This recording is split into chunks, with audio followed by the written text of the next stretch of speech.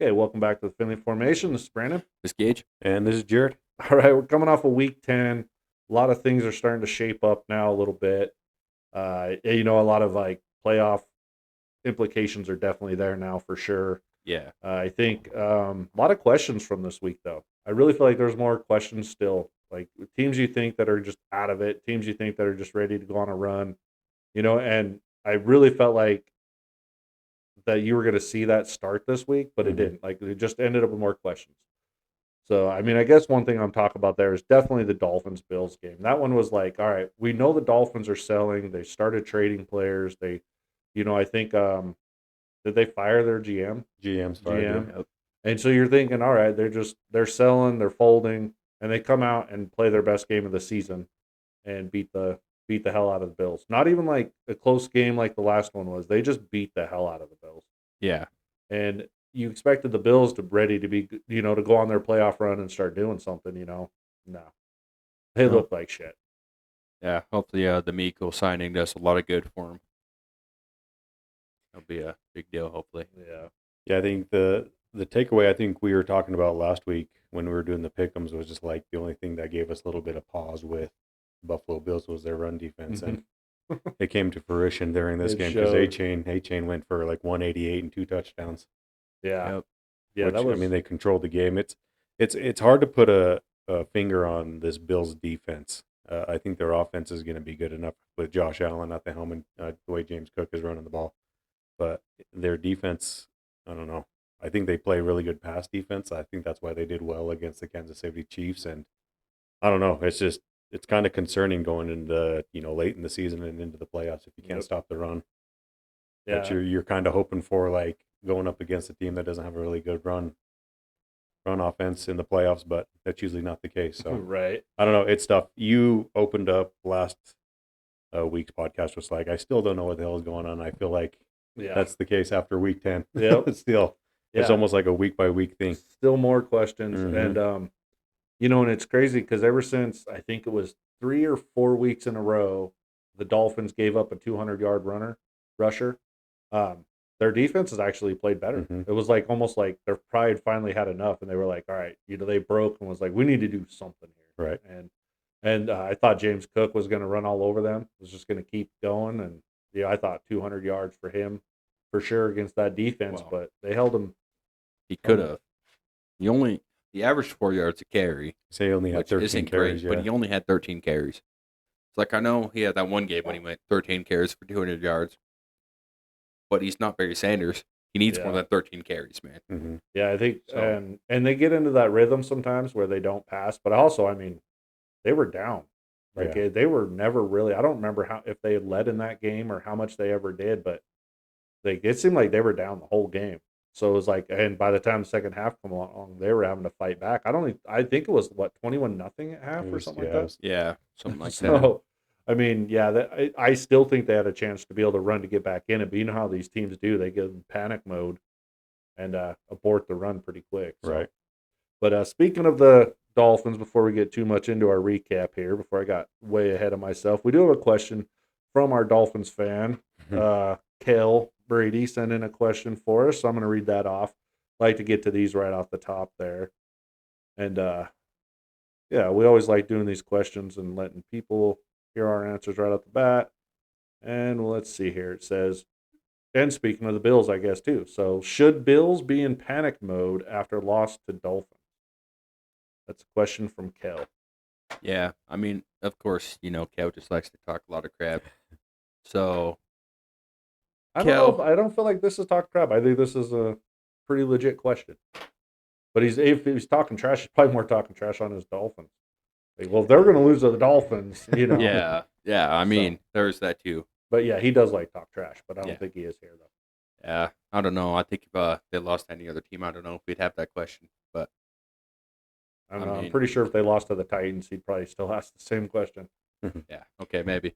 But no, I don't think they should be in panic mode necessarily. I definitely think they should be digging through free agency to find anybody to stop the run. But I don't think. I mean, they beat the Chiefs. They've beaten quality teams this year. The only time they are losing is when the back runs faster than a 4-4. So That's the only time they're losing this year. So I don't think it's time to go panic mode yet. Yeah, the one thing that concerns me, I think, with Buffalo is now they're a game and a half behind New England in the East. So I mean, you're kind of hoping for. I think Buffalo was kind of hoping for to get that number one seed to get home field advantage. I think playing at Highmark Stadium there up in Buffalo is kind of an advantage for them come playoff time with that weather and what some of those teams kind of like to do. But when you're you know already behind the New England Patriots a game and a half and you've already lost to them once and you still got to play them again, you're kind of looking fifth seed, sixth seed at best. I don't take too much. I mean, I'm the one who kind of brings it up most of the time is these divisional games. I mean, I brought it up last time that it was a tight game last time going into the fourth quarter against the Dolphins, so I wasn't too surprised. Well, I was surprised by the score, but these divisional games, especially the second time playing them, it's not too surprising. Maybe the thing that surprised me the most is just how bad Miami's kind of shown them to be this year. And you think Buffalo being like towards the upper echelon of the NFL, no matter if it's AFC, NFC, but I don't know. I don't think I would take too much into it just because, like I said, it's a divisional game. Miami seems like they play them tough anyway. So, Yeah. like I said before, we even posed Kale's question. The only thing that gives me pause about Buffalo was just the rush defense. And Rush defense. we've talked about how Achan can probably do that against a lot of these teams anyway. Right. So, Okay, so just to piggyback off the first seed thing, kind of make a joke here. Is the first seed playing in that weather really a positive thing for them? Is that really an advantage? Because you think about it, you get snow, you get the wind, you get bad weather. What do teams do? They run the football. right.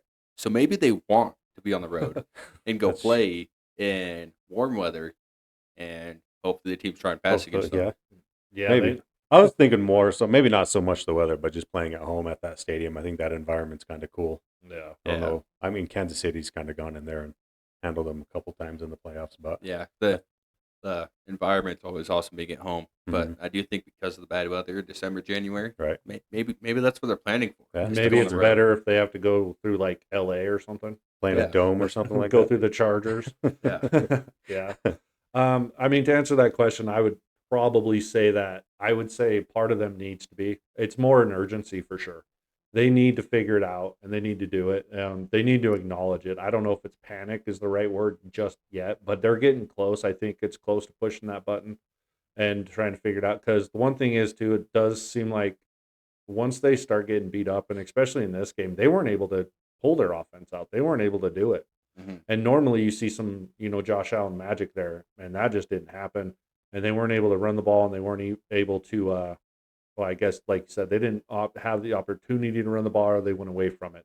Either way, their offense disappeared as well. And if that's going to happen, yeah, I mean, you're probably not even going to make the playoffs at that point. But yeah, if they're not able to, if they're just going to get beat up by teams like this that can run the ball, and the only time they're going to win is if they play teams that pass the ball more, or they have a hurt running back or something, then yeah, I think that it is kind of we're getting to that point. So I guess the answer is that I think you're close. It's real Okay. close because So, they are not leading that division. Where last year I think they were heads above everybody else by now. yeah. And I think we all thought they'd be at least like 2 or 3 games above everybody else by this point, and they're not. And it's going to be a struggle, I think, all the way down the line. So Okay, so just to add on top of what you said, I like what you said at the start of that it's part of them needs to be in panic mode, and I think that DC needs to be in panic mode because if he's not on the hot seat with how terrible the run game is, then nobody's on the hot seat this year.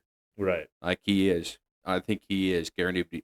I think he should be guaranteed to lose his job at the end of the year if the run game keeps run defense keeps looking at this. yeah, So, yeah. and like on Facebook and stuff like that, one of the guys who's I guess commented on our pick'em sheets, he had on there talking about wasting the Josh Allen years with these bad defenses, and he's kind of got a point where we've mentioned it before that the defense has just gotten worse and worse as Allen's been there, and you can see that a little bit happening because you got to pay Josh Allen, right? So that he got the big contract, so they can't pay the defense, but it does seem like their drafting has gone downhill on that side of the ball, and they're seem like they used to go get those guys who were kind of long in the tooth, and those were working out real good for him, and now it's not. So, Well, wouldn't necessarily say that. I think Joey's been a solid pickup. But, I mean, of course, it's just an edge rusher who plays right, a wide nine, so Mhm. right, I as hate the wide passing nine the against ball. the run specifically. Hmm. But, yeah, I mean, where does the Bills' money go? Who on that roster other than James Cook, who's a running back, so they aren't paid worth the Yeah. hell anyways. I think Saquon's, what, $17 million a year? So Mhm. running backs aren't paid worth the hell anyways, and Josh Allen. And who else is making money there? Deion Dawkins? I think their offensive line. I think that's who they invested in. To be Yeah, honest with even you. though their O-line is not great either. Yeah. I mean, they have Dion who probably makes 34 or something a year. Mhm. So that's a big contract too. But really, I Yeah. mean, you see teams with like the Cowboys who have a really good line. Yeah. They have two top receivers in the league, and one top five paid quarterback. Mhm. So it's like, where in the hell is the Yeah, Bills' where's it? money? Yeah, you're definitely not seeing it. It doesn't seem like it's evaluating on the defense. That's Right. for sure, and it's definitely not coming out to anything worth a damn. Yeah. So, So One. maybe it's time move on from one of their offensive linemen that's on a fat contract Yeah. and go put 30 mil into the defense. yeah, Putting a little nose plugger in there or something like that. Mm-hmm. But to go to the opposite end, I mentioned before the podcast, seeing Kale in the gym this morning, and it started off with our fantasy game because we faced each other last week. But then it turned into he was mad because he picked up Miami's defense, or I'm sorry, Buffalo's defense to go Yeah. against Miami because Miami's defense or Buffalo's defense has been playing well, and they were going against Miami. So then he was mad because Miami torched him. Mhm. Then he was more mad because Miami won. Now it's ruining their draft position because they don't have a chance in the playoffs. So right. we're at that point in the season to where we're mad at our own teams if they don't have a shot at the playoffs for winning these Yeah. type of games like this because you're ruining draft position, or you're mad because your team's like San Francisco, who's vying for a first place in the NFC West, and then they lose a big game. Hmm. But they got a good enough record to where and a schedule coming down the pike to where they're probably good enough to make it into the playoffs. But Right. their defense kind of gives us a little bit of pause. But Yeah. I just Yeah. thought that was funny on Kale's end with Miami. He's at that point of the season where he's mad that they're winning games now. He's done with them. Yeah, and just when you think that those teams are just kind of gonna peter out, like Yeah. we said, like I said right at the top, they're not. I mean, we'll just go right into that Niners Rams matchup, man. That was that was the Rams playing really well. hmm Matt Stafford playing amazing, taking advantage of everything, and then the Niners third string defense just Mhm. not being able to do a damn thing at all. So it was kind of like one of them. What would you like the um I don't know what I was thinking, where it was just like, bad meets good type of thing right there. So it was bad. Perfect storm, and the Niners got beat up. Yeah, I'd hope Matthew Stafford, a 16-year veteran, and the Rams offense, who's ranked so high because of Devontae and Puka, would be able to beat up on our practice squad. Yeah, I would hope that's how that goes. right. But even you were talking big about Lenore, and he didn't cover well. There was no coverage, it seemed like, on I that. still think, I mean, other than the touchdown Puka had this week, against the Niners are some of his worst games of the year still. Yeah, His whole time because of DeMondre Lenore, who he could do better. He didn't have a great game. He is still Puka's worst nightmare at this point. Yeah. Because Puka has his worst games against Mhm. him. But I think they only ended up pressuring Stafford 3 times with 1 sack. I don't know. I mean, I could be wrong on that 3 times, but it really only felt like that much. Yeah. And I watched the entire game. It kind of felt like that last time, even though Mhm. the Niners ended up winning. That whole second half, it looked like we talked about Matthew Stafford playing 7-on-7 the first game. Mm-hmm. And this game, it was just kind of like, It was worse. it was. Yeah. Although, a free agent signing that we thought wasn't a big deal, he had half a sack. Yeah. It was Well, him. not free agent signing, the trade. Oh, the trade. Trade. Yeah. Yep. Keon White. Yeah, Keon White and young guy Khalil Davis. So Yeah. I mean, at least they got somewhere with it. yeah, Right. yeah. I honestly went into that expecting zero sacks, especially after they, moved a guy up right from practice squad with Sebastian Valdez, and then didn't play him. Yeah, that was weird. They're like, hey, we're bringing you up from practice squad just so we he's can not playing. put you on the inactive list. hmm Mhm. Yeah, they're in shambles right now. The defense definitely is. They're going to have to figure out something with the Niners. I mean, of course, you're going against a great offense, but I mean, I have a feeling they're going to make a lot of offenses look pretty good from here on out if they're not going to get any pressure or anything. Yeah, and like I can't think of a quarterback in the league other than Matthew Stafford where you should be getting pressure and you should be getting sacks. He's Yeah. like right now since Tom Brady's retired, he's been the least mobile quarterback in the league. Yeah. Yeah, and teams that have gotten to him at all, they've been able to slow him down. I think it Yeah. was the Texans, even though they still beat the Texans. I think they were able to get to him, and I think what did the Rams scored 12 points in that game or something like that. Yeah. So that was like I think one of their lowest total of the season so far. Yeah, it's like And- anytime you can get a pass rush at all, he's not running away. Mhm. He doesn't have it in him. Mhm. I mean, even with the Lions, he wasn't great at it. Still Right. was kind of slow. Yeah. But now that he's getting old, he just can't do it. He doesn't do. He Yeah, doesn't even try It's most never of the been time. his game. Yeah. Never, Yeah. I mean, he used to roll out and stuff on the Lions, and now he just sits in the pocket. And if you can get pressure, you're doing pretty good. Mhm. If you can't get off the 10 blocks, then he's going to hit you 33 out of 36 or whatever the hell he threw on us. Yeah, I do think that he's the best quarterback right now playing. I was going to say he's probably the lead runner for MVP, which he probably is right now. Shouldn't be, because we know who should be, and that should be Jonathan Taylor. Yeah. But I mean, he's definitely the best quarterback playing at the time. He's more consistent than any other quarterback out there. He's obviously got better weapons too. But I mean, what was it? 4 touchdown passes this weekend. Yeah. I think that put him right in there at the 1 and 2 spot. So, Yeah. No, I think by far he's playing the best for quarterback, like you said. But yeah, I mean, I'm never going to think the last 2 or 3 years. I don't think it should have been a quarterback winning MVP anyways. Should have been Saquon last year. yeah. Should be JT this year. So I mean, I'm never going to be putting QB as a front runner on my list because there's always a running back that is popping off for 1,800, and then especially when you get a 2,000-yard rusher, there's no reason quarterback should win it. But That's always the case, Yeah. which is Mhm. it's getting old. I agree with that. then one talking point I don't want to spend a whole lot of time on, but that I thought would be decent to mention, and it goes along with what Jared was saying about Kel being pissed off with the Dolphins winning. Mhm. The hell are the Jets doing, man? I understand it's the Cleveland Browns, but they were terrible. They're the last team in the NFL to get the lead, to get a win. To get a win. They have a terrible defense. They trade away one of the best corners in the league and one of the best defensive tackles in the league, and then they go out and win a game. Yeah. And they It's didn't like- look too bad, actually. Right. Yeah, They're like- that was their best defensive performance of the year, and they traded away one of the best corners in Yeah. the league and one of the best. We don't DBs. need him, you Yeah. know. It's crazy.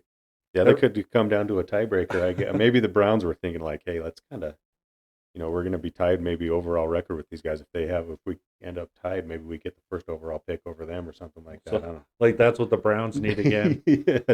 We can ruin Right.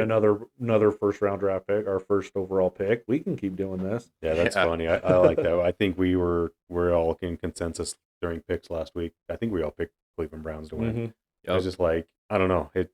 Like I said, we're at week 10 and we're still getting surprised by like either really good teams or really bad teams. Either way, on the opposite end of Yep. each spectrum, it's just like, the Jets are surprising us by keeping on winning. I mean, I understand like Gage said it was against the Browns, but then you get the other end where it's Buffalo Bills losing, the Miami Dolphins are getting blown Yep. out. So I don't know. That's funny. A couple things that I took away too are the Tyler Shuck actually played pretty well against we all thought the Carolina Panthers were on a little bit of a heater. And the Mhm. biggest disappointment for me for the Panthers were they were in a perfect position to get within a game of the Buccaneers because the Yeah. Buccaneers ended up losing. And you can still kind of tell, excuse me, that the Panthers are like still that kind of the team still trying to find themselves. Like one week Yep. they can beat the Packers and then the next week to lose to the Saints type Yeah. of team. You know what I mean? Oh yeah, hell yeah. And you can just tell how like young they are, and the coaching staff's still pretty young with Canales. I think this is only his second year there, but I still think they're trying to figure things out. They're in a good spot still with, like I said, the Buccaneers losing to only being like I think a game and a half Right. out of that divisional lead, and then being in there with the wild card. But it's just disappointing that they go and lose to the Saints But it is after one of they those beat where the you're like, Packers. they're still the Panthers. Right. And and then you look at it too. So you're looking at it last week going, huge win for the Panthers. They beat the Packers and they held the Packers to this much. Well, then the Packers come out again for the third week in a row, and I don't think they didn't score even 10 points. Yep. So you're like, okay, huge win for the Panthers. Maybe they didn't play as well as we thought they did, and maybe the Packers just really suck on offense all of a sudden. You want to tell me who sucked ass in the last 2 games for the Packers? Oh, dude, Jordan Love. Jordan Love. It's bad. Yeah, he has not looked good. No. He hasn't been great all season. There were times, like I think a lot of people were crowning the Packers after week 2, and because they come out and they beat the Lions. Yeah. And who else they beat right off the bat? It was another good team, or a team we thought was going to be good. Anyway, but they come out and everybody's like, "Oh man, their defense was playing great. Their offense looked good." And then since Jordan then, Love it's looked been- good. Yeah. I guess they forget that the Saints last year started off in week 1 and week 2-0. 2 by Yeah. combining for 90 points. Yep. That's and I'm not saying they're the Saints of last year, but they're not looking good. It's close. I mean, they've held teams to what was it, 13, 10, and 16 points or something like Mhm. that, and they lost all 3 of those. Yep. So their defense is still playing great, but that offense. And I messaged Jared while that game was going, maybe even you too. I don't remember if it was on the same chat, but I was just like, dude, they missed Tucker. They missed Tucker Kraft because he must have been some kind of glue in that offense that just gave them that Yeah. out. Something. He was Jordan Love's favorite out. Check down. Yeah. Check down, or, occasionally you'd hit him for 12 air yards or something across the middle. But Yeah. Tucker, what does he average? Like 8 targets a game, 9 targets a game. So, of course, you lose that guy who is either a check down or a safety man over the middle. I mean, that's all your quarterback likes to throw. So you lose your guy that's consistent enough for that, then, yeah. Yeah, it's crazy. Whatever it is, however it works out, they do not look good without him. Yep. And I think a big part of it, too, that's maybe even underrated in his game, and I definitely didn't see it until I seen him out this week. He does a lot in their run game as well. Like we talk about George Kittle all the time. I think so. He too, clearly yeah. does a lot with their run game Mhm. because it looked terrible with the gun. Yeah, Jacobs couldn't get going. Yeah. It's crazy. I mean, I think he was on all of our lists for top 10. Yeah. Tight ends when we Mhm. did that, and I think it just proves why. And also, I mean, Jordan Love, I don't know. Was he on anybody's top 10 for best quarterback list? Mine. Was he? Yeah, Oh. Yeah, it was. that's okay. Both of you I guys know. made some big But mistakes in I the top 10. I still like Jordan Love, though, but he has looked like shit. Yeah, if only somebody would have said that in the offseason, man. Yeah, but you also didn't think Joe Burrow was that great either, so. Okay, the second you get somebody not named, what is that guy's name? The second you get somebody not named Jacob Browning in, then the Bengals offense looks good. So True, Flacco has been kind of tearing it up, but Yeah. Flacco has been. He put up like 32 points, not last week, but the week before for me in fantasy. Well, I'll give you that a So, little bit, but and then still, they were on bye this week. So one that I wanted to point out too was it was funny. I was looking at things when I was going over things. I was like, man, there really wasn't that many great games this week. I know the Bears seem to always have like some last minute thing they do and either come back and win or they let somebody come back and win. Mhm. And they came back against the Giants, but I was looking at them going, the real shitty games this week were all on primetime. Yeah. I mean, you had the Packers-Eagles game was a 10-7 just dud of a game. The Broncos-Raiders was a terrible, terrible game, which Thursday night seems to be becoming really notorious for bad games. The Broncos and the Raiders. Raiders have not been known for their defense this year, and I think they held the Broncos to 13-10. 10. So we yeah. started off the week on Thursday a 10-7 game and ended the week on Monday night 10-7. 10-7. So, yeah. So, and so we've been talking about the Broncos' woes on offense, except for one really good quarter. And then that one on Sunday night wasn't a great game either. That was another dud It of a was game. Chargers Steelers. Yeah. And I mean, A-Rod looked like shit. Like we're talking before the podcast. I mean, I can't tell you the last time I watched Aaron Rodgers throw for 160 and a negative touchdown to Yeah. interception ratio. it was a totally one-sided type of game where I thought the Chargers looked good, but they didn't look great either. You know what I mean? Yeah, And and it me was and really Jared just didn't the see it. Steelers. Me and Jared didn't see it happening I coming into know. this week, but Yeah. Brandon did choose it correctly. But he also had it 24-21, so he also didn't expect a Yeah. blowout. So I expected a game out of it. But yeah, they had none of the primetime games were good at all. the whole 2 o'clock window Sunday sucked ass. Mm-hmm. There It was wasn't no a good close game. game at all. Yeah, it's like we're sitting there and it's like, okay, the Niners finally lost. Let's go to red zone, and they're all 2-score or 3-score leads. Yeah. And it's like, 40-something to 20, 40-something to Yeah. 20. Every one yeah, of them. and all It three was of them had a crazy. 4-point score. So it's Yeah. like, who the hell am I supposed to watch now? You got an 18-point lead. You got a 20-point lead and you got 21-point lead. Yep. Who am I Yep. supposed to watch? So, Yeah, and it does. It's like, okay, so what are we gonna do? Put the Bears in at prime time all the time because they're able to They keep make it things close. close. Yeah. Keep games interesting, I guess. Yeah. What was the morning game? Was the Vikings? I think it was Vikings Ravens. Yeah. And that wasn't And, a terrible game, was It it? wasn't terrible, man, but I mean, it's just crazy. I think you were the only one to pick the Vikings on that, and I didn't really blame you. But man, did they? Their special team sucked. That's what it Yeah. was. They gave up 3 fumbles on kick returns. Oh, is that what? And then J.J. 3 McCarthy decided to I said suck, which JJ I knew he would anyways. JJ McCarthy didn't play well at all. I'm not sold Yeah. on JJ. Like I said last week, I think it was his energy he brings to the table seemed to really help him last Mhm. week. But he sucked ass last week too. He only had 140 yards on 2 touchdowns and an interception, so he's not good. But he brought an energy, and this week he just couldn't get it done at all. Yeah. He was terrible, and Yeah. So yeah, there wasn't a lot of close games. Wasn't a lot of like real big blockbuster games. I didn't feel like Seahawks trounced Cards. We talked about that. Lions all over the Commanders, which Commanders are just reeling without Jaden Daniels, and they weren't playing great without him or with him when we talked about that too. But yeah, it was just kind of one of those weeks where it was just like, wow, holy shit. And I wasn't a huge fan of that Lions Commanders game because I'm pretty sure I started Mariota this week Yeah. in fantasy, which he didn't do bad. He put up like 19 points, and he had no turnovers, so that was good. But Yeah. yeah, I mean, no touchdown pass to himself or anything to carry him to win. Mhm. Yeah, it's funny when we do like we kind of abandon our game of the week segment, but it was weird because this week I don't even know what would have been that. I mean, Probably would have been the Patriots and Buccaneers. I think that was that was fairly two close. two heavyweights. I think. Yeah, and it was 28-23. Yeah, And it was. I mean, just kind of looking at the box score, it was kind of back and forth most of the time. I think the Patriots had a 11-point lead in the third quarter, and then the Buccaneers scored to kind of. I guess the Colts Falcons did go to Yeah. overtime, huh? Yep. And that was a good game. yeah, but it's like that game was good, but it wasn't because it went to overtime. But Jonathan Taylor had a 70-yard touchdown run in the first half, and then to send to overtime, he went for like 86, and then in overtime, he had the game winner.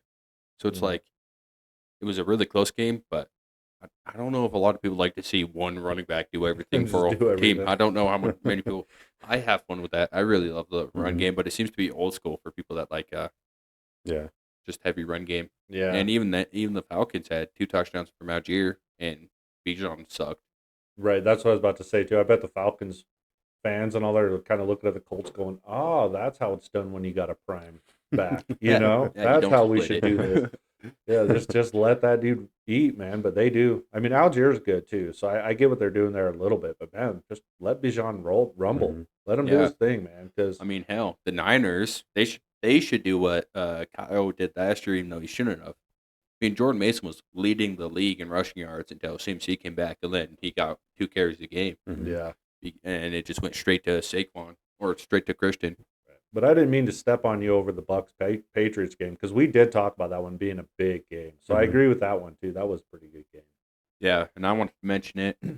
I had a little bit of an argument at Smith's about Drake May, and I was talking about how consistently good he is at having a high completion percentage, and he didn't do it. Now he's still the next Tom Brady. He went out and beat the Bucks, one of the biggest games of the year, has led the Patriots, who were terrible since Tom Brady, to a 1.5 game lead in the division with the Bills in it, with Josh Allen in it. So I still think he should be pretty high on the MVP watch Mhm. list because I mean he threw a pick and only had 2 touchdowns, but I think that was his 5th or 6th interception on the season. Yeah. Mhm.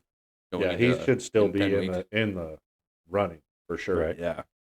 I would probably still put him in top 3, top 5 for sure. Yep. I Yeah. mean I think I would like to put him over Matthew Stafford because of how terrible the team was when he wasn't starting and only started half the year. And I mean, but it's hard to put him over Stafford. Mhm. But yeah, I don't think either quarterback should win it this year. But Right. Right. I think we talked about. I think it was the game they played against the Bills, so that they ended up winning. But this kind of gives you an idea who he's throwing the ball to. So, leading receiver this week against the Tampa Bay Buccaneers was Matt Collins, who's Mhm. kind of the floater that goes to contenders every year if they need like a third receiver. So he Yep. was the leading receiver with 6 for 106, which is really good. And then Kyle Williams was the second leading receiver for 1 catch for 72 yards and a tutty. Then you get down to Stephon Diggs, I think he's been a bright spot for Drake May in that offense. I think he kind of brings that comfort and veteran leadership. Right. Okay, I see what you're saying with the leadership point, but I mean, he's literally getting beat by a guy named Booty this year. Like, Yeah. Well, he had 5 catches for 46 yards and a tutty, but then you get down to like Demario Douglas, Hunter Henry, Austin Hooper, Jake Westover. It's just like, I don't know, none of these why guys. is he even there at receiving? Westover's like a 280-pound know. fullback. Why do they have him marked in receiving? I don't know. It's just like the Packers game when I had Love and Romeo Dobbs to try to beat Kellen Fantasy, and he keeps on throwing the ball to Bo Milton. I'm like, who the hell's Bo Milton? And they have him listed as a cornerback. I was like, what the hell? What the hell? Yeah, why? Yeah, they're not going to my guy. What the hell's going on here? But that was just kind of like my argument towards like Drake May being over, Matthew Stafford, who has Puka Nacua and Devontae Adams and Kyron Williams, because this was the first game I think Travion Henderson went over 100 all season. Yeah, which And is a huge performance. We have to mention while we're talking about this game, and also you want to talk about good teams who struggle in the run stopping department. You usually don't mention the Bucks, but you give up 10.5 yards of carry to a running back in his first 100-yard game. Yep. Maybe you got to worry a little bit. Yeah. I know Brandon's been suspect on their defense all season long. I so- have. I said that from the beginning Yep. when we did the power rankings. I said I think it's going to hold them back, and it has. And I mean, it just kind of, that I think they got pieces, but they don't have the full thing. I don't really care for their safeties that well, and their linebackers. I think they have one good linebacker in there. So And S&E like 30. Yeah. David. yeah, he's getting older. But going into that, just because you did bring up Henderson, so I'm just going to go right into our players of the week, because my offensive player of the week is Travion Henderson. 14 carries, 147 yards, 2 touchdowns, long of 69. Huge time for a breakout game for him. Perfect time, I mean, for a huge breakout game.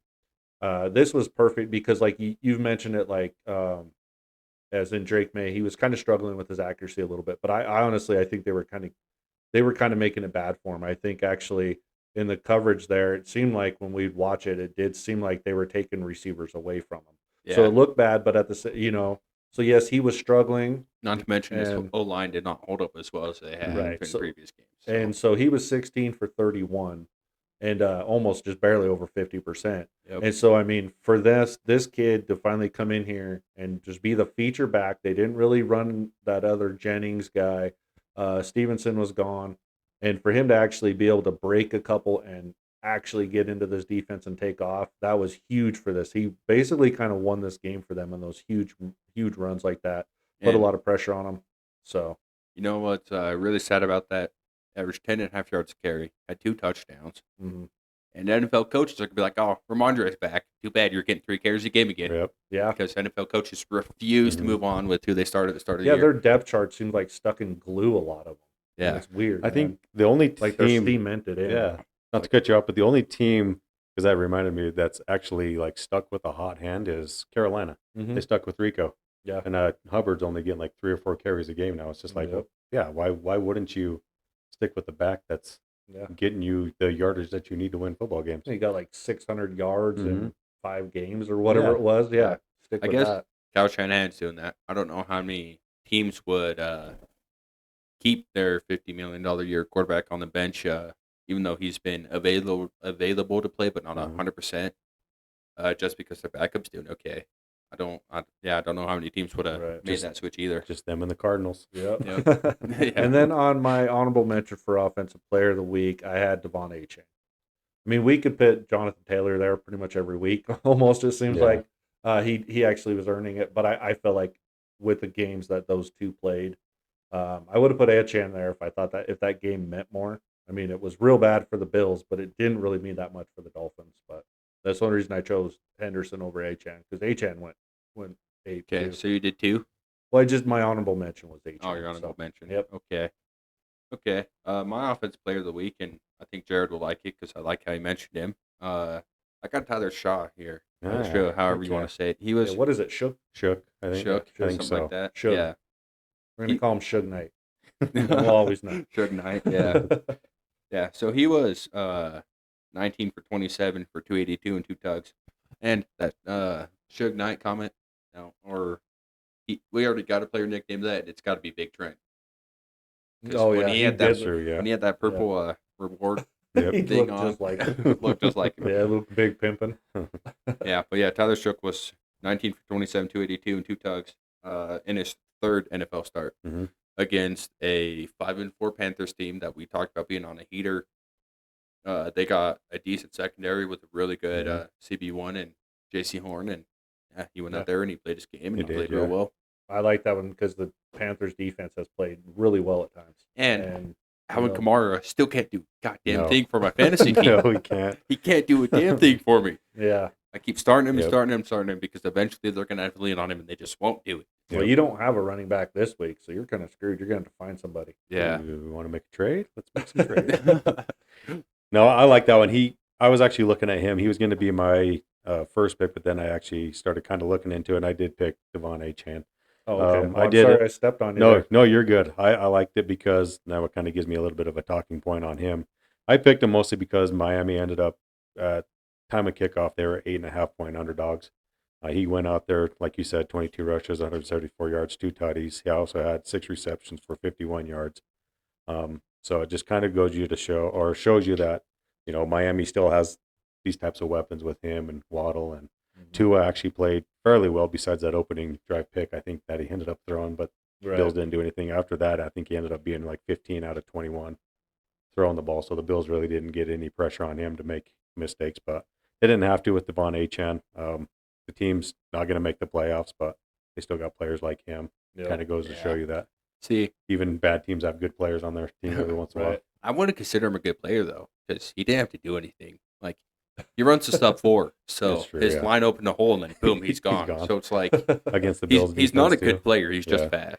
It's like trying to say Xavier Worthy's a good player. He's just not, but he's fast as hell. I don't So know. if he's Achane's got room to run, skills, he's gonna man. take That dude's it. got some moves.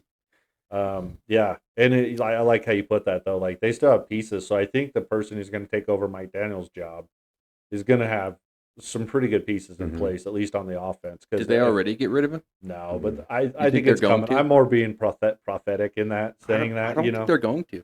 I can't imagine he's there. Dude, I can't imagine it. I don't see but- why. I think you get rid of Tua, and I think the GM made all their personnel decisions, and that's why he got fired.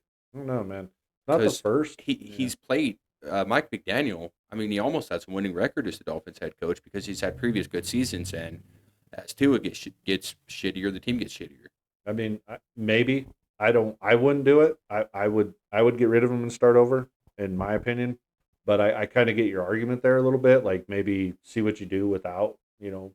I don't like it just Yeah. all the way around. I Games like guess. these definitely help his cause, that's for sure. Yeah. When he can go and beat the Bills, you know what I mean? Mhm. Which is good for him. Yeah, the second he gets a GM the second he no longer has the GM down his neck, he goes out and beats the Bills 30-13. So Yeah. I think Right. it's a good sign that maybe he's not the problem, and I don't think he is the problem. I don't. I think he's definitely But, part you of know, the problem.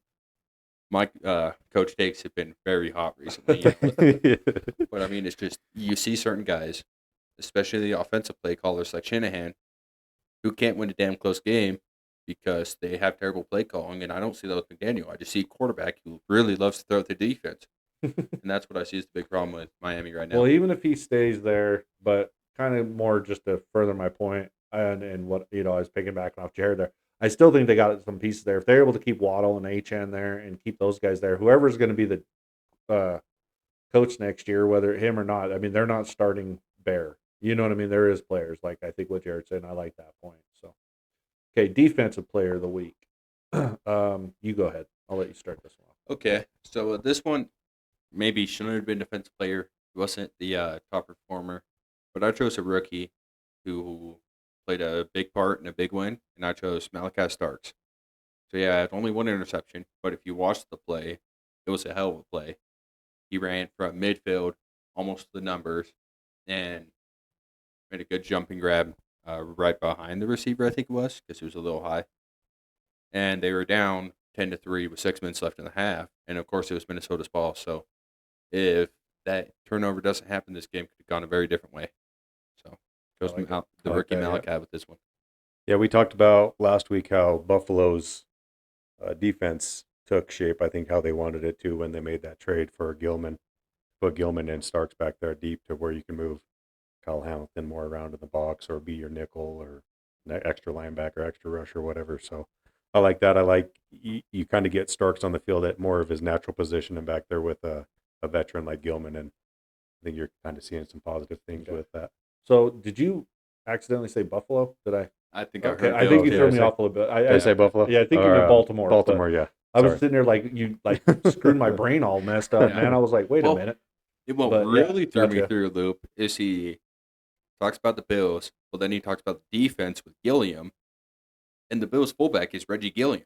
That's true, yeah. I'm like, defense, Gilliam, where the hell is he going My with bad. this? That was my bad. Yeah, no, it's all right. Yeah, it's all right. I knew you were talking about the Ravens, but I was like, did they get him from Buffalo? Wait a minute. Where did he come from? Hold up. He came from the Chargers. I'm sorry. Yeah, that's all right. Okay. Yeah, then he goes into Gilliam, the damn Yep. fullback Sorry, for the man. Bills. It's like defense, I fullback. like that. Didn't know they moved their fullback to safety. What the hell? That'd be That's awesome. Yeah. 270-pound guy back there. My defensive player of the week is Danielle Hunter from the Texans. He was the big part of their defense. He had 3.5 sacks, 7 total tackles, 4 tackles for loss, and 1 forced fumble. The score of this game was not indicative of how well Texans defense played. They only gave up 213 yards of total offense. Jacksonville was winning, I believe, 20-3 at one point in this game in the first half, and they only had 90 yards of offense because I think first possession Houston threw an interception, and then the next possession they fumbled it, so they had the ball on positive field to begin with, and then they had a punt return touchdown. Mhm. So Danielle Hunter and Will Anderson Jr. are just probably arguably the 2 best edge rushers comboed anyway Yep. on a team, and he just balled out this game with 3.5 sacks to put him over Jacksonville, which was a big game for them for playoff contention as far as wild card goes. So these 2 teams you're going to see probably battle that out for wild card position, and then having them have a head-to-head win over the Jacksonville is probably going to Yeah. potentially Huge put them, yeah. Okay, I just wanted to add on to that game because we didn't talk about it much. For one of those shorts you were talking about would have been pretty funny during this because he started giving me a lot of crap because Davis Mills threw it straight to the linebacker. Oh yeah, right off the bat too. It I was was, like, yeah. wait a minute, you mean he didn't Yeah. see that guy? How did he not see that big ass linebacker? Made the exact same play, and it was right after I talked about Davis Mills being as good or not, if not better than Mhm. TJ. But I mean, he threw. He did end up. He did 20, Yep. 27 for 45, 292, and 2 tugs, and only that 1 interception. So Well, I think Jared mentioned it was 20-3 at like half, but it was 29-10 Mhm. going into the fourth quarter. I think Yep. it was. Yeah. And So- so he had to play good yeah, enough. not And- only is Davis Mills, not only did he play good, pretty much the whole game, other than that starting drive interception, and then they running back fumble, and their whole offense kind of was sluggish pretty much the whole Right. game. So He has that ice in his veins, so. yeah, it was good, man. And that was a good game though. So if I'm the Texans, CJ Stroud held you not. I'm running Davis Mills. Hot take right there. My defensive player of the week was also Danielle Hunter. I went into that game. I was looking at that going. I knew Will Anderson got that final sack, Mhm. and it was a sack fumble that ended the game, right? So I went in there going, I think I'm going to look up Will Anderson's numbers, and he'll probably be my player of the week, defensive player of the week. And then I saw Danielle Hunter, and he actually had a sack on that same drive, which stalled all that out as Mhm. well and made it. So I was like, all right, yeah, I'm going with Danielle Hunter as well. And same thing. I think he said 7 tackles, 3.5, 4 Mhm. for loss. So I mean, it was like, it wasn't garbage time sacks. It was like game on the line type stuff going on there too. And I agree with everything you said. Just with him and Will Anderson, it's crazy how good they are Yeah. at getting to that quarterback. That's And one thing Danielle I was Hunter gonna was mention good with with it. the Vikings, but he's great Oh, dude, with a the huge Texans. part of Danielle Hunter's success is the fact that he's 275, proper edge rusher, Mhm. but he runs like a damn cornerback. He does, yeah. He's Mhm. fast as hell. Yeah, he's quick. So, but I mean, you pair me with that Texans D line, I could probably get a couple sacks too. I mean, holy hell, I think they just wouldn't block me if I was out there, so I'd get a couple myself. It just goes back to, I remember watching, so one of the few games, Niners games that I got to watch this year was against the Texans, and it was just like every pass play, it was like, dear God. Yeah. That tackle for the right tackle for the Niners, Mikovits, yeah. My goodness, he was just, whoever was on him was getting he was getting abused every play. And I was like, dear Lord, throw the ball, Mac, please. Get rid of it, man. Throw the ball. Blow the whistle. Blow the whistle. Blow the whistle. Yeah. Yeah, I think that when we talk about the Texans too, you guys mentioned the speed, and they are like probably the fastest front seven, Mm-hmm. and effectively at stopping the run and the pass. Does that make sense? Yeah. Like, Well, they're not just huge- fast, but can't stop the run either. a huge part of their ability to stop the pass is their middle linebacker punch quarterbacks in the mouth as they go to slide. Yeah, that's true. But that didn't happen this game, so that's It did good. it, but it really helped stopping the pass. Yeah. It's kind of cool to see because you saw this 2 years defensive coordinator for the Niners, D'Amico, and that kind of reminds me how the defense was playing for the Niners. Mm-hmm. Especially that last year that he was there. That was the year that Brock ended up taking over at quarterback. But that defense, there was a stretch there, like towards the second half of the year, where teams did not score points in the second half. Do you remember that stretch? Yep.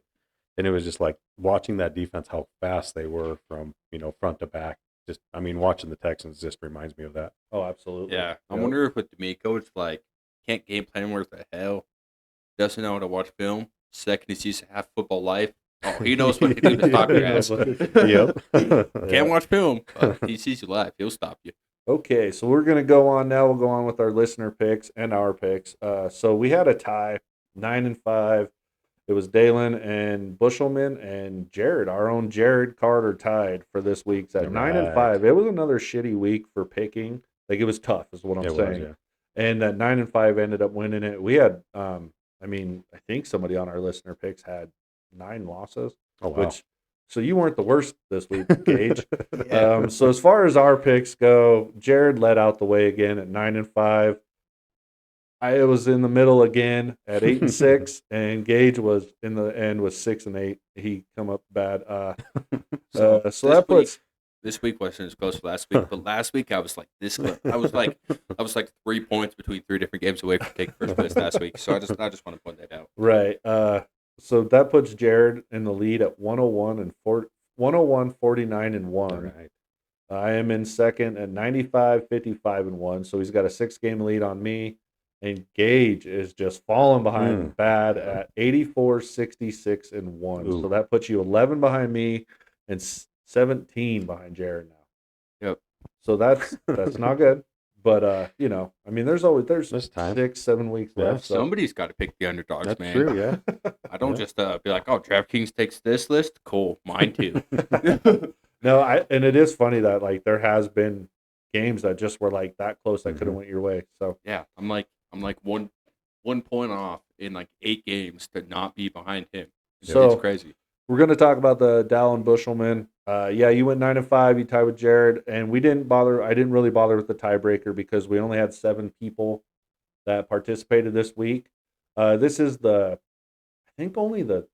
since we got rolling. I think we went like 6 weeks there where we were giving away money, and then the last 2 weeks we haven't been able to, or 2 out of the last 3 weeks I think it's been where we didn't give away money. Or we Yeah, just that barely sounds right. did. Either way, so we talked before this, and I think what we're gonna do, and we talked to a listener before and got some good suggestions and ideas on this. I think what we're gonna do is we're just gonna forward the money. So if somebody doesn't claim their winnings within we're gonna give you about a week or 2 after the episode airs, right? To listen to it, probably a week. Yeah. And if you haven't called and claimed it or texted or messaged to claim it, then we're going to move money ahead as well. And then if we don't get enough people, we're going to go ahead and we're going to move that money ahead as well. So we're going to pass it forward. So this next week, in week 10, right? Week or 11. week 11, we are going to be doing $50 to the winner as long as we have 10 listeners. And then if we don't get it, then we'll just go ahead and pass it forward again. So this week is going to be worth $50 to the winner. So make sure you get people in on it. I mean, I know you probably don't want 100 people in on there. Ruins your chances a little Mhm. bit more. But if we don't have 10, we don't give away money. So make sure you get everybody in on this one. It's gonna be worth $50. So, all right, go ahead and run those this week's picks. This week's picks. Cool. Sorry, I didn't have my notes pulled up yet. Okay. Thursday night game. I've been doing terrible on picks lately, so maybe I should sit out this week or something. But Thursday night game. Jets Patriots. If I looked at it right. Mhm. I mean, with Tom Brady 2.0, it should be a blowout, especially without Sauce. But like I said, Jets defense looked better. But I'm taking the Patriots 28-7. Yeah, I like the Patriots at home as well. Jets, I think, just kind of got the opportunity to play another bad team last week, and they squeaked out a 27-20 win against the Cleveland Browns. I kind of like how they were playing, but I don't like now that they're going up against the New England Patriots. I got the Patriots winning 27-13. Okay. Yeah, they have New England as a 13.5 point favorite. I totally understand that. New England's looked really good on defense, or really good on offense, and looked pretty good on defense.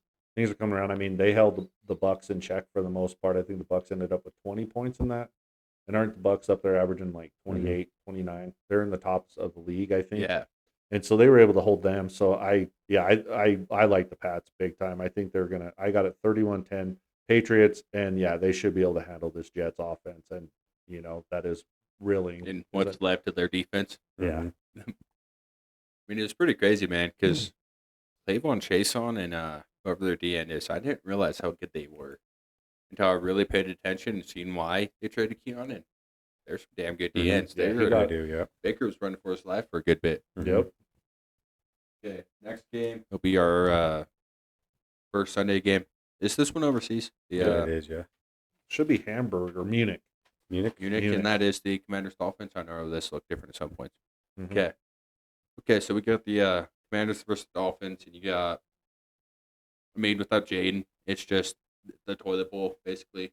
I'm not sure if Jaden's starting. I forgot to look at that. I did this on my lunch. So No, I don't think so. I think he might be done for the season. yeah, I was gonna say think so. it was a pretty brutal injury, but it seemed like it wasn't Mm-hmm. that. It didn't end up being that bad of an injury though, just like a dislocated elbow or something. So Yeah, I don't think he's playing this week though. yeah, okay, so no Jaden, it makes it a toilet bowl, and I'm actually gonna take the Dolphins in this 35-25, which Cal talks about it all the time too. So it's a little bit of advice from Cal. Mm-hmm.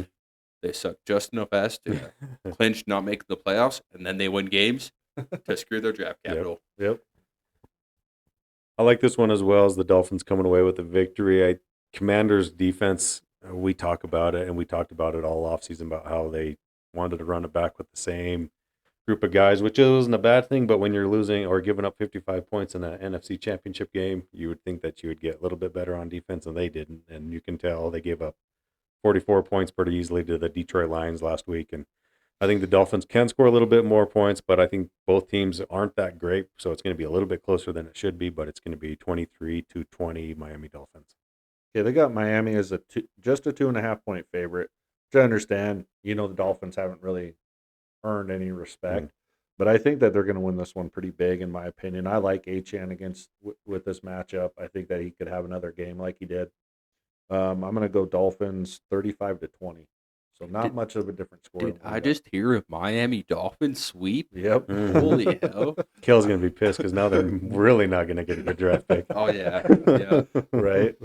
yeah. That would be awesome. Really want to watch that game with him as Tua throws a touchdown. It's like, God damn it, stop, Tua, stop. Okay, next. Oh, I thought I turned it off for a second. Okay, next game is Packers versus Giants, and this might sound a little crazy here, but a good pass rush, a terrible Jordan Love. Give me the Giants 17-10. Oh, This one was tough too for me because I was like, man, the Packers aren't playing great, but neither are the Giants. So this might be another 10-7 game. I don't know. I don't have it at 10-7, but this might be a little bit of a good back right game for the Packers offensively, and not so much Jordan Love, but maybe Josh Jacobs kind of running the ball a little bit. I got them winning Is 20-10. Tucker coming back? I don't think so. He's If done he for the doesn't year. come back, they're not running the ball. It's just apparently that O line's just terrible, especially with. I mean, go on. You at least got to have a tackle tight end on Brian Burns to do anything in Right. the run game. He'll chase you down. You can Yeah. run stretch away from it. He's chasing your ass down. So And I don't know, is Jackson Dart playing in this game? He was questionable. Was he questionable? Yeah. Okay. who do they got as their backup now? Is it Yep. still that Russell. Vito? Oh, it's Russell. Yeah. Yep. Yeah. Okay. So low scoring game fits. Yeah. That's gonna be Jordan Love on his back the whole What game. was the score? that you 20 had? to 10. 20 to 10. Packers, yeah. Okay. Yeah, they got Green Bay as a 6.5-point favorite. I mean, I think you guys kind of said it. We said it. I got the Packers 20 to 10 as well. So, yeah, I mean, I think that you kind of said, I think that Jacobs will be able to do a little bit more against this Giants defense. Whether Jordan Love wakes his ass up or not, I don't know, but we'll see. So I like the running game for the Packers as well. 20 to 10. Okay, sorry, I'm having a brain fart here. Who did the Packers lose to last week? Eagles. Eagles. Mhm. Okay. Yep. Yeah, I mean, I don't really see their front four being that much better than the Giants, but they definitely have better linebackers. So maybe he'll get a couple more yards, but I don't see it happening. Well, they definitely tackle a lot better in the secondary than what the Giants do. That's for sure.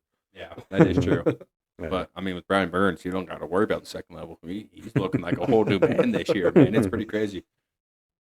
Next game is Texans Titans, and this is gonna be the big upset that cost me this week. But give me the Titans in this 24-21. Really? Dude, last time I put my faith in the Titans, they were 3 points away. Cam Ward is going to play well, and he's going to lead this team to a win finally. This is why you're 17 games behind. I'm gonna go opposite. I think if Cam Ward's gonna have a good game, it's not gonna be against this Texans defense. No offense, but I think the Texans shockingly scored more than 20 points last week when they had to actually I don't know if CJ Stroud's gonna play, but I guess it doesn't matter. I like Davis Mills like you do, so I got the Texans winning 20-6. Dude, that comment's just unreasonable, man. Not against the Texans defense. Cam Ward is like the only quarterback, not named Lamar Jackson, that can just run around these DNs. Cool. You both got it off your block. Cool. I'll just run a circle and boom, double dot.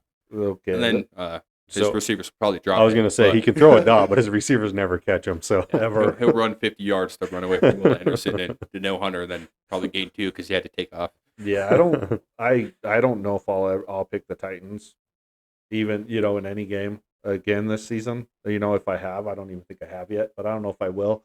They just haven't showed me enough. Houston's a 6.5-point favorite. I kind of thought that'd be bigger.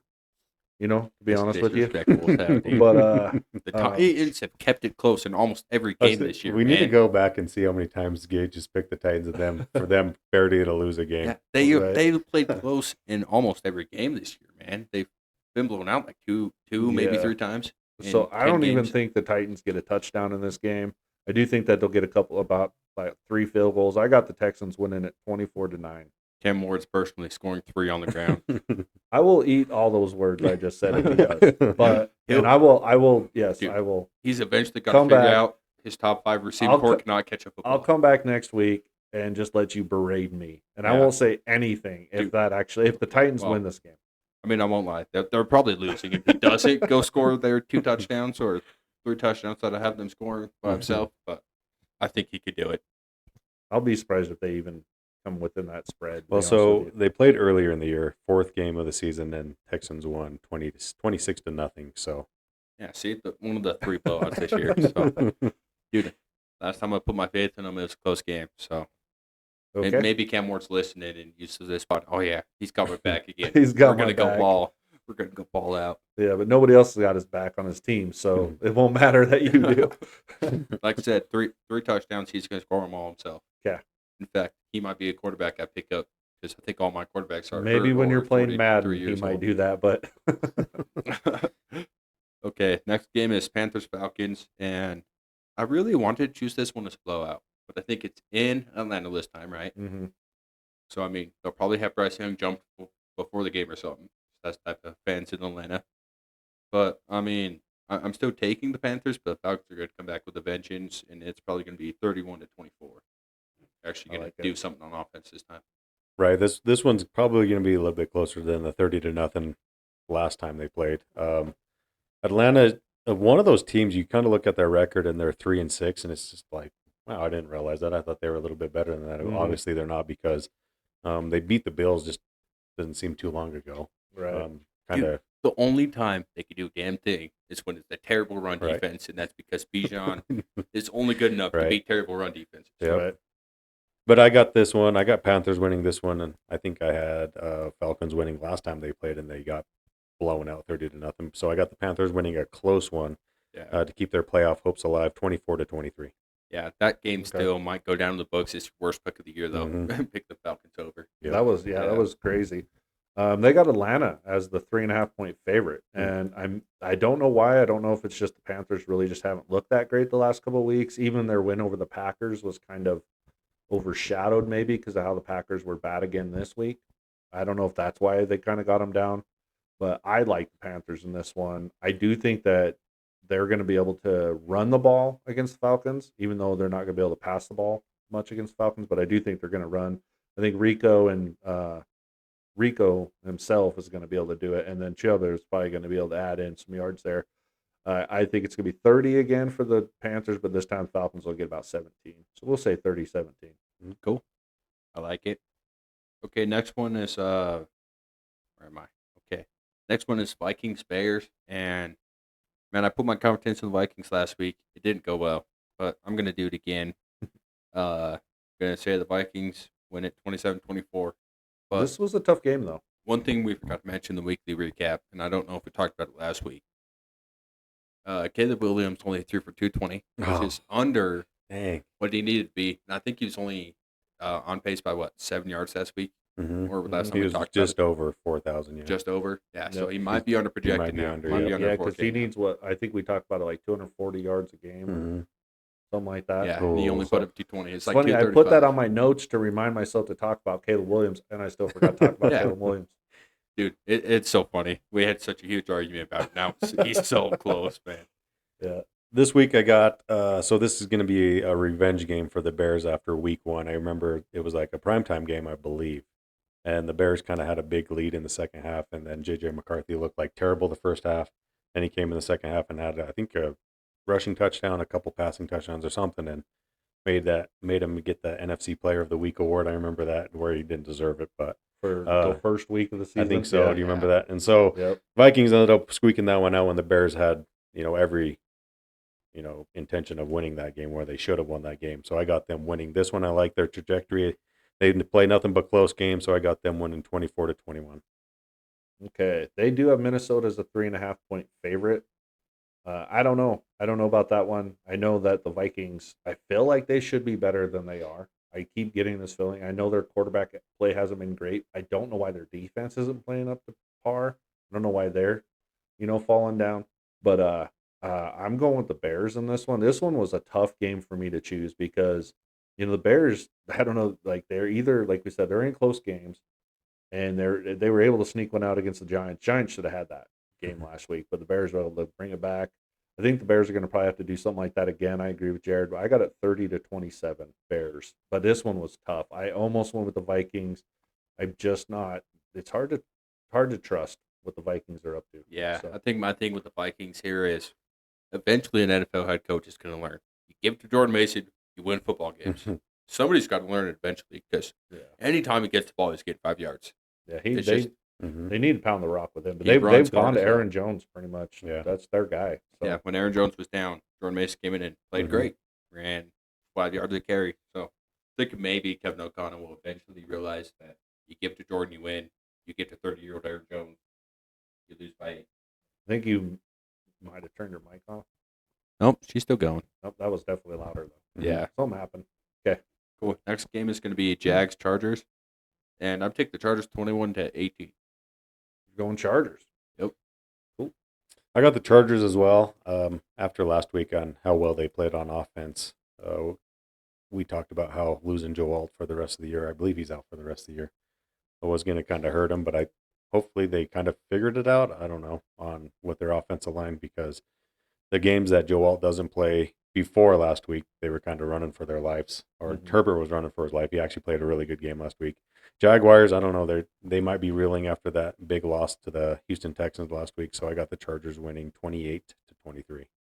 Yeah, I Okay. might be thinking wrong here. Sorry to go before you again, but didn't the Chargers go pick up an offensive lineman at the trade deadline too? I think they did, They but I got can't. that Penning. Oh, that's right, from the Saints, huh? Yeah, was That it? is Yeah. true. Yeah. Trevor Okay. Penning. That's Yeah. true. Yeah. Okay. That makes sense now. So maybe he Yeah. was that big pickup. At least last week it looked like he was. That's a good so. reminder. Yeah. Yeah. I forgot about that. That was good. Yeah, worked good for them. They got the Chargers, LAC as a 2.5 point favorite. I'm okay with that. Actually, I don't know, man. I really thought maybe the Jaguars were going to do something this season a little bit, but their defense seems to be falling apart, and their offense is kind of starting to get to that where you're really. I mean, if you didn't have questions about Trevor Lawrence already, you definitely are now because he's just not getting it done. So I'm going with the Chargers again this week. I was the only one to pick them last week. I'm going to stick with them. 24-17 Jaguars. I want this Jaguars defense to be good because they were pretty exciting the first like 4 weeks we watched them play when they came in and beat the Niners. Everything Yeah, they you were were just good. excited because Andrew Wingard looked good. I like Andrew Wingard. Dude, Yeah. he's Me too, he's yeah. looking solid. Yeah. Solid Yeah. still. Okay, I guess I want to kind of speed it up because of our run time, but I did want to say one more thing about the Jags. It looked like Jacoby Myers might have worked out though. He might have been the right trade target for him to kind of take some of what they were missing with losing Travis Mhm. Hunter. He had some good plays in there. Okay, next game is Bills versus Bucks, and this one was really hard for me because they could just go to Rashad White 35 times and win, but I don't see them doing that. I do think they have full belief in Baker Mayfield, and they're going to put it in his hands because it's a big game, not realizing they could just give it to Rashad White 35 times. So I'm taking the Bills in it, 31-30. But if they realize that they could just hand it to Rashad White, then it will be a blowout probably. Bills. Mm-hmm. If both Bucky Irving was healthy with a complimentary of Rashid White, I think they can kind of ground and pound this game into a victory. But I think the Buffalo Bills, like you said, I think the Buccaneers kind of like to put the ball in Mayfield's hands and kind of let him sling it around. The thing that the Bills have going for them, I think they have a really good pass defense. They kind of showed it against Patrick Mahomes and the Kansas City Chiefs. So as long as the Buccaneers can't get a ground game going, I think the Bills are going to win this one. I got them winning 30-27.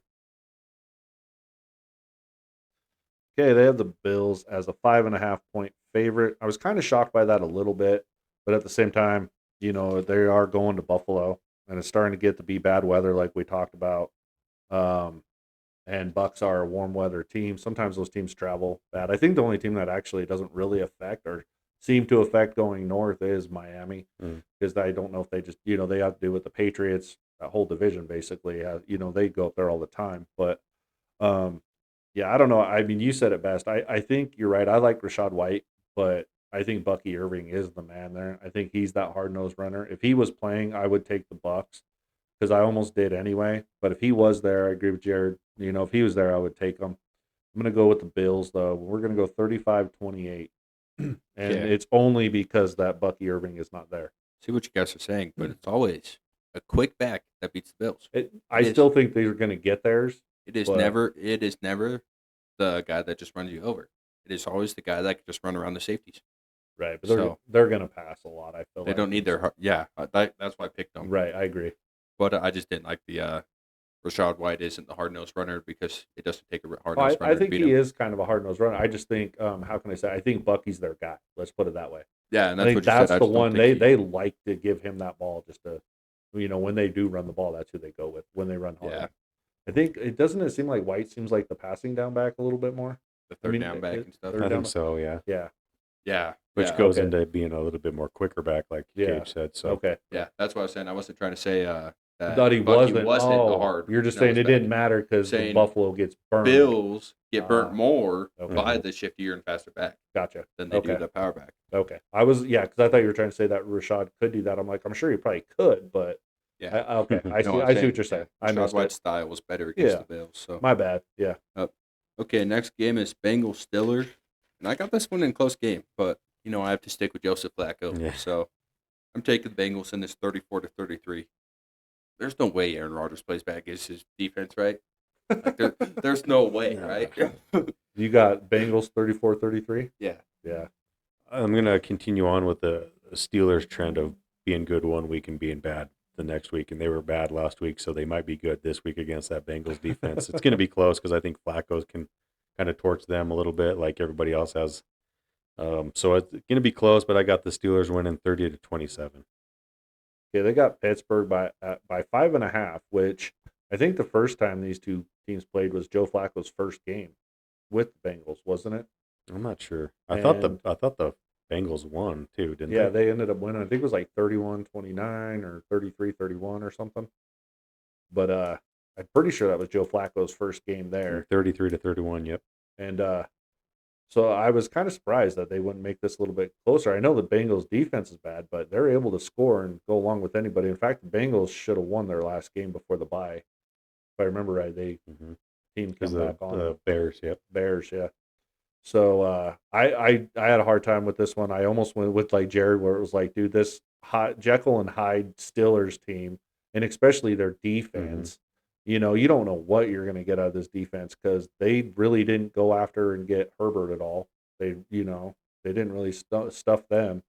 But I'm going to go Bengals. I just feel like they're still going to be able to get some stuff done, and the Steelers. I don't know. We'll see. It's a hard one for me. I'm going to stick with the Bengals though. We're going to go 28-24 Bengals. Cool. It could go either way though, man. And this Steelers team, you can't figure them out. I just hope they just start losing a lot. That way I don't have to worry about it anymore. Okay, so I don't know if it was the first. I guess I didn't confirm that, but Joe Flacco last time playing the Steelers was 31 for 47 for 342 and 3 tugs with 0 interceptions. Yeah. So yeah, he got it done last time, and he'll get her done again because Joe Flacco's the man. So. He's playing really well. Yep. This next game really hurts the soul, man. It's Niners Cardinals, and I don't even want to say it, man, but I took the Cardinals. Ooh. 35-14. Wow. Because we can't do a damn thing on defense. And, we really love, our receivers just really love to tit the ball back to the corners. So, Yeah, that is crazy. I mean, I think Jawan Jennings almost leads the NFL in interceptions. Yeah. Yeah, So, I wonder if they have a stat on that. Who has the most tips for interceptions, Right. Dude, like caused drops yeah, for caused, Jawan Jennings, yeah. I think he's tied with Drake May for interceptions. Probably. Like, actually, I mean, I'd have to go back through and watch it, but it's pretty damn close. Well, he definitely let him fumble away that awesome drive we had going last week. So, Yeah. I mean, like, I love Jawan, but holy hell, hold on to the damn football, yeah, man. catch the ball. Yep. I got this one kind of opposite. I think the Niners for the rest of the season are going to be kind of like the Cincinnati Bengals, Dallas Cowboys, where they're going to have to score some points. I did read where probably Brock Purdy is going to play in this game. Ricky Pearsall is going to play in this game. He's been taking first-team reps with the offense again. I think he's probably fully healthy. I think they were kind of waiting for him to be fully healthy before they put him back out there. And then Marvin Harrison Jr. is not playing in this game because he had his appendix out, I think. So Trey McBride's going to get 20 targets against those linebackers. So it's going to be a close game. It's going to be a shootout, but I got the Niners winning 31-27. Okay, so Ricky would be a huge guy to get back. But let's be real. He's going out with a ribs injury first quarter. I hope not. He's going to get 3 targets and go out Ricky with a rib Pearsall? injury. Yeah, that's his Yeah. game. Well, what's funny first about quarter, Pearsall, out the with a dude got rib injury. shot last year, and he was back quicker than what he was back after his, whatever injury he had this time. Yeah, dude got shot and came back week 9. Yeah. Like, So, and now he just can't stay healthy worth a damn. It's crazy. they have San Fran as a 2.5-point favorite. I did have to look up the injuries things. I didn't see that Purdy was coming back, so I'm glad I hear that. I do have it, really close game. I have it actually the same exact score without touching it that you said, 31-27 Niners. And it was the Marvin Harrison being out that kind of swayed me from going against my Niners this week. I don't think he would have got So- targeted anyways. Like Jared said, every ball is going to Trey McBride. Well, because Marvin Harrison's going to be out. Even What he with said. Marvin Harrison, Trey McBride's going to be wide open every single He play. will be. Yeah, because that Why would you throw to Marvin Harrison? You got Luke Gifford on Trey McBride. Well, Why would you even look at the other guys? Yeah, either way, you got a linebacker or one of our safeties on him, and none of them can cover. So. Yeah, so why would you even look at any other guy? You just throw that shit at McBride. Well, I don't know. I think it's a little disrespectful with only scoring 14 points, as you said, against this Cardinals defense that isn't great. But I agree. I'm not against you at all saying that the Cardinals are going to win because it could happen. Niners defense is not playing well. So, Yeah. but the 14 points, come on, man, they're going to be better. Let's than be real. Ricky's going down. Jawan's going to be wide receiver 1, and he's going to give up 3 interceptions. that. It doesn't matter. And It's we the way aren't it's gonna been score. all. It's the way it's been all year, and they still score more than 14 points. Yeah, but it's going to be Trey McBride 10 yards. Trey McBride 10 yards, and they're going to drain 8 minutes to the first. They're And able then to. Jennings is going to pass it to the defense, and then they're going to drain 8 minutes. Yeah, Doing dump offs to Trey McBride. No way. Maybe Oh, they no, just like need I to. said. Maybe they need to be like the Bengals defense and be like, all right, we're going to let you score in 3 plays rather than 8 and drain the clock. Yeah. Right. Like I said, it really hurts to say that. But, I mean, I got to be It's- realistic at some point. Yeah, it's not unreal that they could lose this game for sure. I do think that Jared's right though. I think they got the people that they're playing, the teams they're playing, they're capable of giving up points. The Niners are capable of scoring points. I don't. So I do think Niners- it's going to be shootouts from here on out. So. Yeah, I mean, it could be, but I don't think the Niners are going to be a consistently good offensive team again until Ayuk comes back, and that's if he comes back consistent, because no one on the damn Niners could catch a ball consistently. Yeah. But they've other been than George. consistently good all year. I feel like on offense, they're just not able to make stops when they need to. And any game Yeah. they lost, I don't feel like it's because offense wasn't doing it. I don't feel like. But anyway, Well, let's move on. We had a chance for a shootout last week and got railed, so I Yeah, figured a chance for But a they shootout, still we're scored gonna give 26 points. it I mean, up. Yeah, that's true. Okay, guess we'll just see come game time. But and that was a pretty good defense. yeah. Okay, next game is Seahawks Rams. Back-to-back weeks of NFC West Yep. double headers. This is I'm gonna bet this will be game of the week for I know that we're not doing that segment, but this would be probably game of the week. Okay, so maybe everybody thinks I'm a Rams hater, but I'm gonna take the Seahawks 34-24, double-digit win. Can't be game of the week with a double-digit loss. Wow. This one, it was hard for me to kind of pick this because I really like how both teams are going right now. I just think Rams with Matthew Stafford and how well they're playing on offense. I don't think it's going to be anything like huge down the field. I think Sean McVay's really good at kind of dinking and dunking if he needs to, or running the ball. I like the Rams running game more than I like the Seahawks running game. I think the Seahawks running game kind of gives me a little bit of pause sometimes. Darnold's kind of playing well. He didn't have to play well last week. I think that game was over with pretty much in the second quarter. So I think he only threw like 2 passes in the second half. But I got the Rams winning a close one, 27-24. Okay, I can see the argument with Matthew Stafford. He's on a heater right now. He's just gonna have 0 time in the pocket because the Seahawks D line is actually really good this year. That's so. and that's what I was kind of getting at with, like, I don't think he's gonna like throw bombs down the field to Puka. I think this game plan is gonna be kind of like what the Niners had. Yeah, the second he's looking farther than 8 yards, he's gonna be put in the dirt. Yeah, I think this is just gonna be like 2-3 air yards. It's gonna be quick passes to Devontae, quick passes to Puka, and it's just they're gonna try to win that way rather than They're going to do a lot of rub routes. They're I going to think do a lot so. of bubble screens, stuff like Mhm. that. I totally see that. Because, I mean, bubble screens are the only way they could get Puka the ball. So, I mean, at least against Well, the Niners, that's all they can do. I mean, so. but the thing is, it's going to be that same way on the other side too, because Darnold is going to have to watch his ass too. He's not going to have all day in the pocket either. So they got LA Rams as a 3.5-point favorite, which I'm okay with to a point. Like, but I thought this would be like one of those 1.5, kind of an even type spread thing. To me, these two teams are playing so damn good. It was really hard for me to pick, and I did go with the Rams just because of what we kind of were saying. I'm going to go Rams 35-31, but it is just because I do feel like I was going to put 35-34. I don't know why I put 35-31, but it is because both defenses are good. I do feel like the Seahawks last week, once they got 2 defensive touchdowns last week, and then it did seem like the Cardinals did set in a little bit and was able to stop what they were wanting, what the Seahawks were doing on offense. Mhm. So, I mean, that is, like he said, like I think what Jared said, gives you pause with their running game and everything, because they're just, I don't think they have as good as offense as what the Seahawks have or the Rams have. That's why I'm going with Rams. Yeah, that's fair. I mean, I don't have the stats on hand, and I could be wrong, but I prefer the Seahawks D line.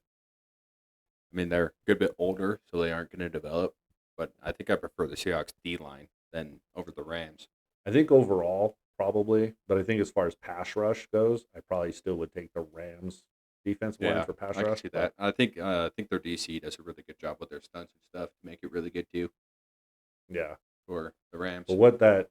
what's that coach for the Seahawks? I just lost McDonald. McDonald. Mm-hmm. What he's done and what Jared pointed out before the season began, and what that Jared thought he was going to do pretty good. He was excited for him to see what he's doing there, or not excited considering we're Niners fans. Yeah. But I mean, Jared hit that right on the head. I feel like, man, that was a good call because what he's done with this team is Mhm. incredible. I didn't think they were going to be there. We said that I think a couple weeks ago, but wow, just Yeah, wow. We knew the Rams were going to be good, but Yeah. what the Seahawks have done so far, Mhm. and they couldn't beat the Niners, but yeah. Okay. Next game is Chiefs Broncos. I feel like this one had a pretty good rivalry to it for a good bit, and it was a hard game for me to pick, even though my score won't necessarily say that. Took me a good bit to think about this, but I'm gonna go with the Broncos, 21-10. I like it. I got the Broncos as well. I think the Broncos played them tough in the one meaningful game. I think they played them in week 8, 17. How many weeks do we have now in the NFL? 18? 18, yeah. 18. So it was the last game of the season, regular season anyway. Chiefs had all their guys and the Broncos blew them out. But earlier in the year when they played, the Broncos, lined up for a game-winning field goal in a low-scoring game to beat them and got blocked. Yep. Pretty bad. So I think the Broncos play them pretty well. It kind of goes towards the Broncos' strengths. Chiefs don't run the ball very well. I think the Broncos have a really good run defense anyway, but I think their pass defense is what kind of puts them over the top. We saw that against the Dallas Cowboys and Dak. I think they were probably one of the top passing offenses in the league, and they kind of made them look a little bit silly. Made Dak look a little bit silly, and they were healthy with CD and healthy with Pickens. So I think the Chiefs are going to struggle a little bit with this Denver defense. This Denver defense, I really like them, but Denver offense is another thing. So it's going to be a low-scoring game. I got the Broncos winning though, 18-17. Okay. They have Kansas City as a 3.5 point favorite. I had a really hard time with this pick. I wanted to choose the Broncos, but I just keep thinking, I mean, the Chiefs are gonna have enough time. They're gonna give Mahomes a lot of chances because that offense for the Broncos are gonna get out there. They're gonna go 3 and out. Gonna go, maybe 6 and out, whatever. They're just gonna have a lot of chances. And so I really feel like, you give the Mahomes and you give Andy Reid that many chances, they're going to be able to put up some points, and I don't think the Broncos will be able to match. So I ended up going with the Chiefs, 24-13. I Oh, don't nice. trust this Broncos offense. It's been terrible all year except for a few games, maybe Yeah. 2 games. That's respectable. So I do like it. Okay, next game is Ravens Browns. This is another one.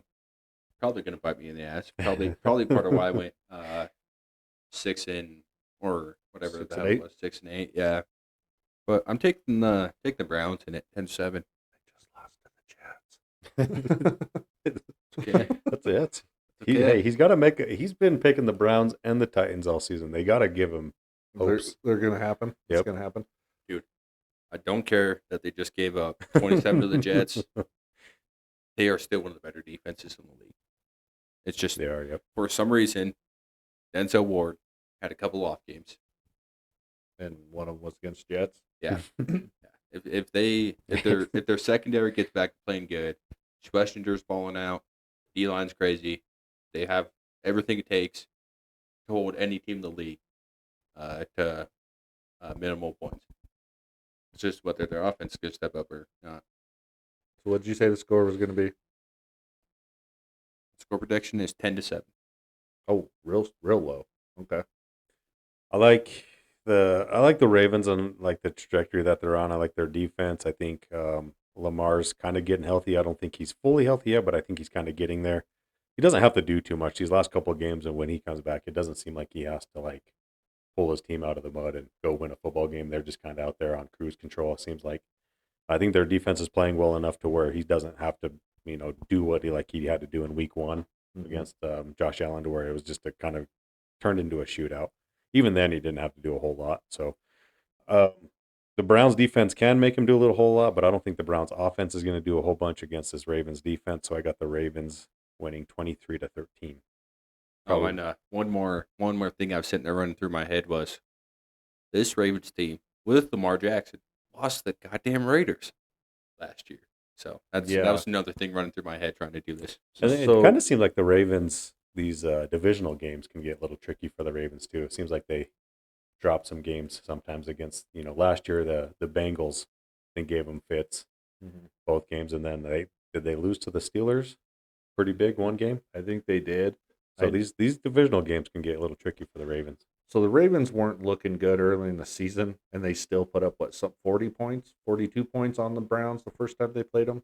I think it was pretty bad. Yeah, that's true. I forgot about that. I And did so- forget about that one too. I did It's- too. So Yeah, that's they a good blew point. them out, and they were not doing anything at that point. That's when their defense was just terrible, and they were still even. I think it was like 42-10. Hey, and this is when Browns had Joe Flacco too. Yep. Yeah. So Yeah, that's true. so they, I totally forgot about that game. That's good that you brought that up. Huh? yeah, they got Baltimore as a 7.5-point favorite. I'm going Ravens. I don't see the Browns being able to do much against them in this one. I'm going Ravens 27-13. I do think they'll hold the Ravens under the 40 points that they scored the first time, but yeah, I like the Ravens in this one. The Browns just cannot. I don't know what it is. They're snake bit. They can't just get it done. All they have to do, which I don't think they did last game because I don't think Carson was playing much the last time they played. You spot out Lamar with Carson Schwarzenegger, and Miles Garrett is going to get 4 sacks. The second he can't just run up the middle when the edges collapse on him, he's going down. Unless he looks like Justin Fields, and then they're done. Yeah, yep, that's true. Okay. Next game is Lions Eagles, and choose the Lions in this 35-20. Lions. Okay. I like the Lions as well. The Philadelphia's offense still, I mean, we've talked about it all season long. I don't know why they can't figure it out. I know that the Packers defense is decent enough, but still, it just looks terrible. I don't know why you cannot manufacture touches to a receiver like A.J. Brown. He should be getting like 10 targets a game. Devontae should be getting 10 targets a game. Barkley's run game still, he had that one good game, was it last week or 2 weeks ago? Where he kind of took off a little bit, but I mean, that's been about it. They can't get the run game going. So their offense kind of gives me pause about picking them in these big games against kind of better competition. I like the Detroit Lions winning as well, 24-20. But that damn Devontae Smith head tap last game was pretty awesome. That was pretty awesome. Yeah, that was a good. I don't know why catch. they can't do that like once a drive or something like that. You know what I mean? Yeah, just give one of your guys a chance, Yeah. man. Both of That them was are for a Right. touchdown It too. was, Yeah. yeah. Yeah, he took it right from the corner's head. Mm-hmm. And I think that was the scored only a touchdown they scored all game. Yeah. Right. That was the 10-7. It was the 10-7. Yep. All right, and this surprised me, guys. They have Philly as a 2.5-point favorite. I don't know. Are the Lions missing their complete secondary again or something that I'm not seeing? Last time, I don't think it matters because he doesn't throw the Yeah. ball to his receiver. So. last time we said this, we were like, well, the Lions, well, they ended up getting beat down, Yeah. and I didn't understand it, but I'm going Lions on this one. Everything we said is completely true, and it did seem like Saquon was getting back on track, and they were doing that, but it was like 1.5 games where that was true, and that was it.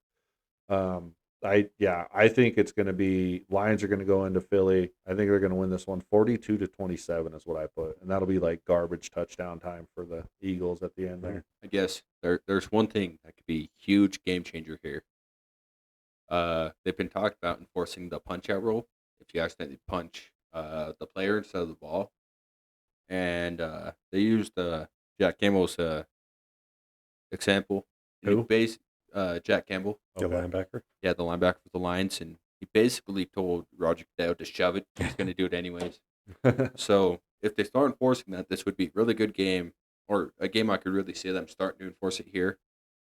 So if Jack Campbell has 7 personal fouls that go for 15 yards, then that could change the outcome for sure. Yeah, Good, they need yeah. to start enforcing the damn false start on that Oh, tush the push. yeah. I mean, And the fact that Like- their center is laying over the ball, man. yeah, we've talked about The this a center's few lined up weeks with his ago, and they nuts. haven't done anything about So, it. like, I want to. That's one of the things I was going to talk to you guys, and I totally spaced it. But like, I've never had an issue with the tush push before this year. Yeah. But it's just like it seems like every week now there's false starts or the center's lining up, and it's just they don't know how to officiate. If you can't officiate a play correctly, Mhm.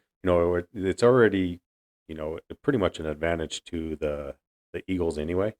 I mean, and how they run it. I mean, I never had an issue before the season, but it's just like I said, every week is just like putting them, like you're letting the guards jump out at least a full second, half second before Yep. center's lined up over the ball to where he's already at an advantage of blocking somebody. It's Yeah, just he's like, resting his Yeah. nuts Right. on the ball. How are you supposed to beat that? if you're going to officiate it, I mean, you officiate it right. It's just, Yep. I don't know. That's just my Yeah, opinion. I mean it's not hard. They don't have to make any new rules. Right. Just enforce the rules you have already. Yeah.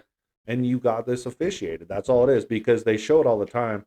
And I make sure I watch it too, because I don't just take people's words on it. But when you see the replays and stuff, you're It's right. pretty blatant, They're yeah. out there already. It's like, dude, I've seen them call false starts when a guy just accidentally lifts his butt a little. Mhm. All right, but these guys are already going forward. It's like, Right. throw a flag. And then you have the most blatant of all, because you have a guy here and a guy here staring down the line of scrimmage. How do you not see I know. his arms going straight down under his chest? Yeah.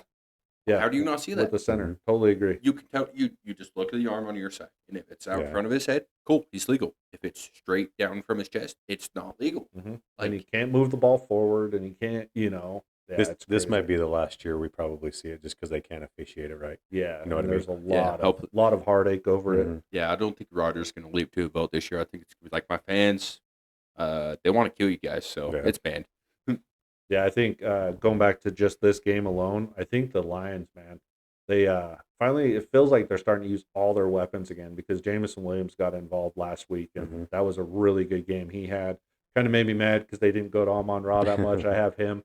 But once they start doing that, it seems like they start getting in a rhythm with these play calls and all their players, all their weapons. Dude, I think, they're probably the most dynamic offense in the league right now. Yeah, and just one more thing on this game, even though our runtime's already crazy. Yeah. The Lions, they got the tush push stopper. It just happened to be 8 years too early, 10 years too early.